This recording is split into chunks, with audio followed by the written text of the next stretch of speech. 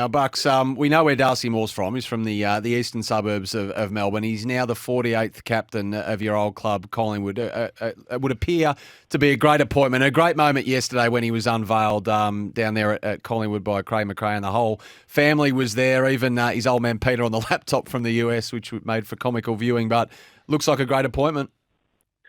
Yeah, look, I think Darcy will be fantastic. For me, it was a matter of whether he would want the role, whether he'd put his hand up. I think there's a lot of things that captain is required to do that is a little bit cut and dried. There's sort of been an accepted way of leading or of presenting, and I don't think Darcy will fall into that mould. He'll do it differently, and maybe for me it was he prepared to maybe sort of just suck it up and do some of the things that needed to be done in order to go about it his way. And obviously he's been able to get to that point. I think he's clearly really passionate about the club. He has a great influence on people internally, and he's one of the most intelligent young men I've ever met. So I've got no doubt that he'll enlighten us into how he's going to lead and how the club is going to carry itself over the probably next 5 to 6 years, really. And I think he'll have a good backstop or good experience to draw on. Scott Pendlebury, to me, just seemed the epitome of a successful footy club. He's just a ripper fella, approachable. Obviously, his efforts on the field and his performances were, spoke for themselves. So to have someone like that still around, it's got to be of benefit to a young fella finding his way as a leader, Nathan. Yeah, absolutely. And everything you said about Pendles is spot on. I mean, he strikes the perfect balance between, a winner, someone who just wants to win, not at all costs, but he just wants to be great at whatever he does, and he's got great patience to stay with an issue, a problem, a person for long enough, which is a really important trait of great leadership, of mentorship. But it's not just Pendles. Jeremy Howe, who would have been a really strong candidate for the next couple of years in captaincy. Taylor Adams, Stuart Sidebottom, who's been in the leadership group for a long time. Obviously, Brayden Maynard, a young leader coming up. There's a lot of Tom Mitchell's come across as a Brownlow medalist. He's been in the game for a long time. He's going to bring some experience and some perspective as well. It's not a one-man band at Collingwood. There's a lot of depth and breadth in their leadership group, and Darcy will be well supported with what he's going to be asked to do. Bucks, with your experience at Collingwood as a coach and the I suppose controversies that at times follow successful footy clubs, and there was a number over your time that you didn't bring on, but individuals bring to your footy club. How does North Melbourne face what they're going through now, and how much of a distraction is it with an affair with Taron Thomas going on, a new coach in the club? They're trying to make their way back as a power in the AFL. Yeah, there's a lot of layers to what you've thrown up there, mate. I reckon, big clubs, bigger club, bigger problems at times, especially if you've got a history, because you need to, that can sometimes, big clubs sell papers, and papers will put big clubs, on the front of them so that they increase their circulation, so that so the stories within it sort of they can become bigger at times. The situation with Taron, I must say I'm not widely read about it. I'm not sure of the minutiae and what the facts are behind the headline. But yes, it does. It does affect a football club, and it does affect the people within it. And clearly, Taron himself and potentially, the women involved have been, seriously affected by things that I'm not aware of, or the actions that I might not be aware of. But this will play out. There is an interest in AFL and AFL footballers and the way they carry themselves. I mean, we're been part of the public sphere for a long time, and for right or wrong, you're sort of seen as role models, and your behaviour is analysed and dissected. And it does affect football clubs, and it's a very real concern and consideration for everyone in the football industry as we go through it. Speaking of Collingwood and AFL great Nathan Buckley, who's back with SEN in 2023, Monday breakfast alongside Kane Corns, all ahead of us. Bucks, Craig Kelly as CEO or back involved with Collingwood had been a long time coming. You've known him for so long, Ned. He's been around the game for so long, and he leaves the biggest management company involved in our game to take charge at Collingwood. I mean, it would appear, again, a bit like Darcy Moore, to be an amazing appointment. He's going to bring a wealth of intel with him. Yeah, I think it's inspired, and really it was probably a role that was going to be there for Ned, whenever he decided or if he decided that he wanted to do it. I spoke to him a couple of times whilst I was there about trying to get him across, but he was didn't have any fingers left to put in another pie. But I think talking to him over the last 48 hours, he's excited by it. I think he's done very well in business. He's done very well, in the AFL space, in marketing, in media. I think this is it's a very different role for him. It's probably a step back in some ways. I think he's really. This is a choice made out of passion more than anything. Passion for the football club, passion for the place that where he started and where he cut his teeth. Ned Promotions started as a 2x3 room behind the Dacos bar in the Bob Rose, next to the Bob Rose stand, and where he just started taking calls from people that wanted players to turn up for promo gigs. He took the best ones, and then sort of rang his teammates if they wanted to do the other ones. So he's done really well, and he's gone back to where it started. I think he'll be amazing for the club. And his connections throughout the AFL industry will be a big part of that. The new captain of Collingwood, it rests on the very skilled shoulders of their defender, Darcy Moore, at 27 years of age. His father, Peter, of course, a legend of that club and the game. 2 Brownlows, all Australians, multiple best and fairest as well, a member of the AFL Hall of Fame. But I reckon he would have been just as proud of his son yesterday as he was of his own feats back in the 70s and 80s. And he's hopped on the line, which is very kind of him from the US this morning, our time. Peter, good morning to you. G'day, boys. How you doing? You'd be absolutely tickled by that yesterday, I reckon. Yeah, no, we're very pleased. I mean, it's a fantastic honour for Darce, and, it's great to see him, and he's keen to do it, and terrific endorsement from his teammates in the club, and, so it's a terrific day, really, really exciting for him. And I thought, Peter, you came up really well on the laptop there, just sat next to Darcy on the front row at the Collingwood Theaterette. Yeah, the close-up on the laptop I don't find is my best angle, but anyway, that's okay.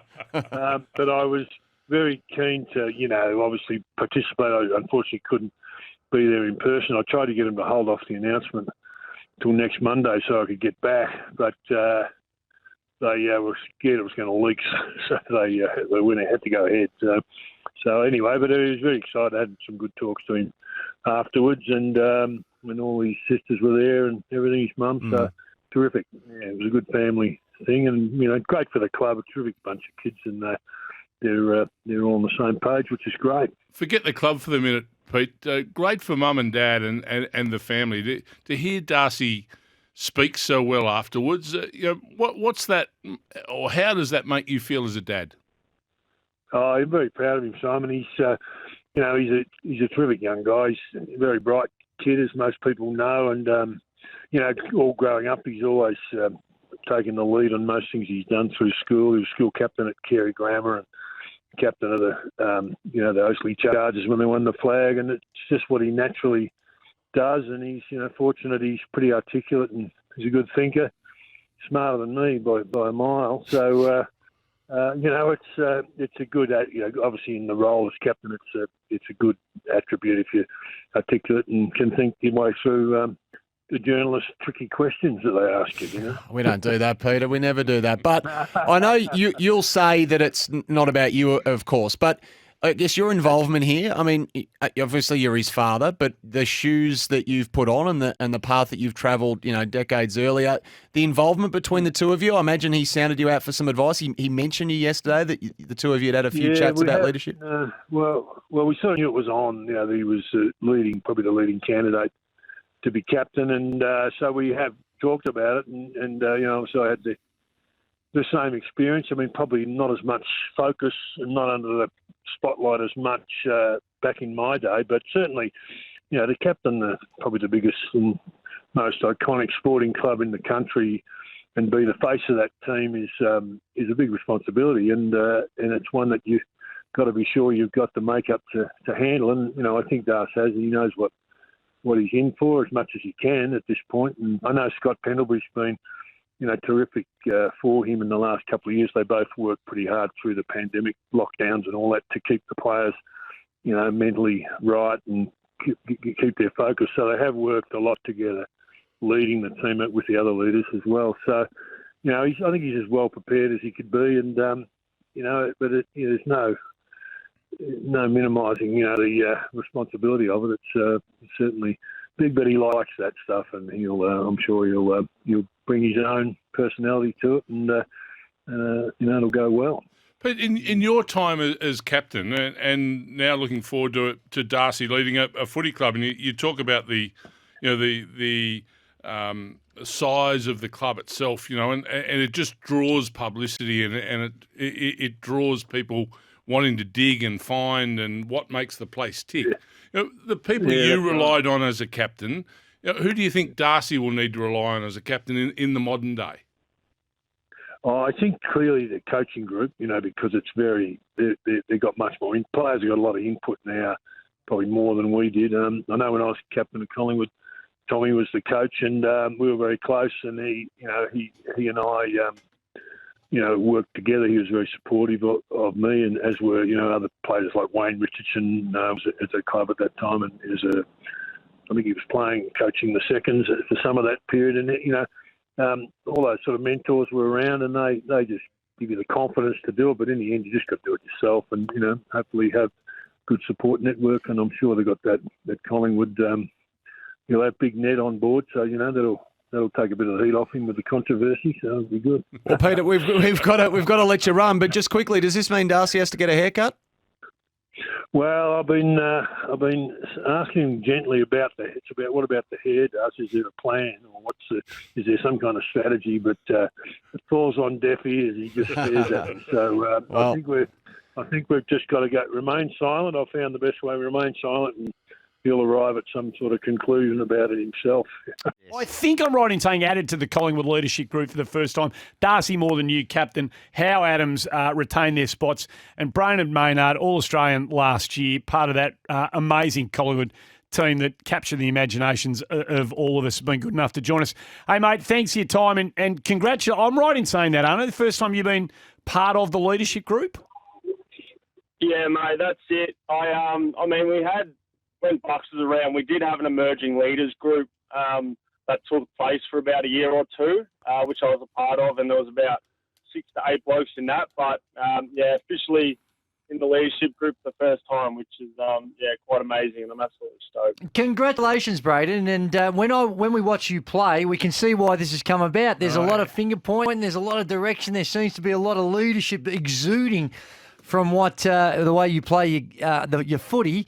How does the team decide this? Is this with both the captaincy and the leadership group? Is there a player feedback? Is there a vote? Is it just the coaches? How do they come to these decisions? Yeah, so pretty much we actually had a camp in Lorne the start of last week that went for a couple of days, and it was voted there. We pretty much all the players had to vote, and then some of the staff actually got to vote as well. So, it was predominantly player-based, but the staff definitely had a say as well. So, obviously for Darcy, a huge congratulations to him. He's best fitted for the job, and I feel like he will do really well going forward. But I feel like we have a group this year and going forward where everyone everyone has to be a leader, and everyone is a leader, and that's why I feel like we've got such a unique group this year, which can do great things this year. Oh, of course. And how would you describe Darcy's leadership style? Very, very good. I love the way he goes about it. Darcy's very professional in everything he does. He's a great leader on and off the field. Holds himself to a really high standard with everything he does. You've obviously, you boys, I don't know if you've spoken to him before, but the way he speaks to the media, is probably the best I've seen. He's really mature. So to have him appointed as captain is great for the club, and I can't wait to see what we can do. Impossible not to identify the fact, Brayden, that there's 3 defenders and a blue-collar, nose-over-the-footy midfielder who make up the leadership group. Will there be a word had with any of the thoroughbreds up in the forward line, the pretty boys who like doing things a little bit la-di-da? Oh, no, they just kick goals. So it's good to see 3 backmen in the leadership group, and I feel like we've had a strong back line full of leaders, but like I just touched on, our whole team, we have such great leaders all around the field, and that's what makes up a really good team and a champion team. So, I can't wait to see, and I can't wait for round 1 because I feel like we're in really good nick at the moment, and everyone's training the house down, so it's great to see. Beautiful. Yeah, everyone's really training the house down. Everybody looks good at this time of year. It's true, though. They do come back. They do. Unbelievable. Fantastic. They're all cut and fit. Tanned. Unbelievable. New haircuts. That's right. Hey, now you're personally, and of course with the team last year, was something special with the Collingwood Football Club. The way in which you were able to win all those close games and the style of play, the brand of footy. Are you doing much different this time around, or is it more about just trying to do what you did last year a little bit better?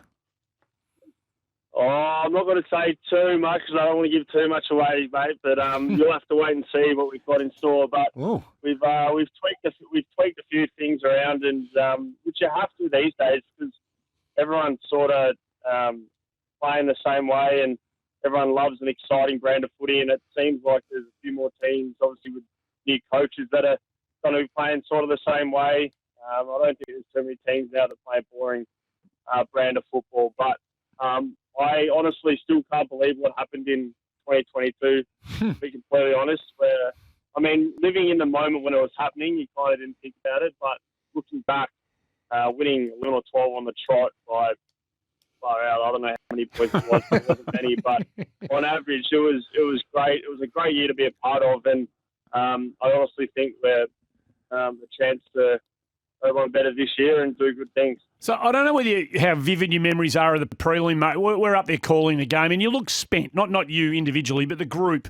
You look completely spent at 3/4 time, and yet somehow against them at their home ground, you came again. You found something. What can you remember? That moment when you identified the fact that the team was rallying, and what was it about that group last year and hopefully in coming seasons that is never out of a game of footy? What's the key element of that? Well, Fly always speaks about managing the moments and just the grit to win, and knowing we could come back if we were down by however many points it was. I mean, we didn't like to be in that situation, and it probably wasn't the best way to win because it was too close for us for what we wanted. But I mean, like I said, the grit to win, and knowing that we could come back and run over teams. We had a really big off season and pre-season with the new head of fitness, so we felt really fit going into games. But 3/4 time, we just knew what to do if we were down, and obviously the belief grew from the first couple of times we ended up coming back and winning games, and then from there on in, it was just absolutely mayhem. It was crazy what we were able to do. But, it was, mate. Hopefully it's a bit different this year, but who knows, mate? That's footy, and that's what it'll toss up with us. So. No, and the thing about it was a delight to watch because there was a system base to it. There's no doubt about it. And we had Craig McRae in here on a regular basis last year, and he'd explain it to it, and you could see it. You could see the system. But the other thing that stuck out, And I want to know whether this is just personality because of the type of personalities you had on your team, or is it orchestrated with some of the drills and the things that you might do probably off the field? Is there seemed to be a joy about the way in which you play? There was not just you, but your team. There seemed like there was playing with a smile on your face, and we know how important it is. Now, is that something that you train for, or is that just because you've got those types of blokes in the group that last season? No, it's pretty much we train it. Like we celebrate each other, and it's not just the goals you have to celebrate. It's all the 1%ers, the marks, the tackles, the spoils.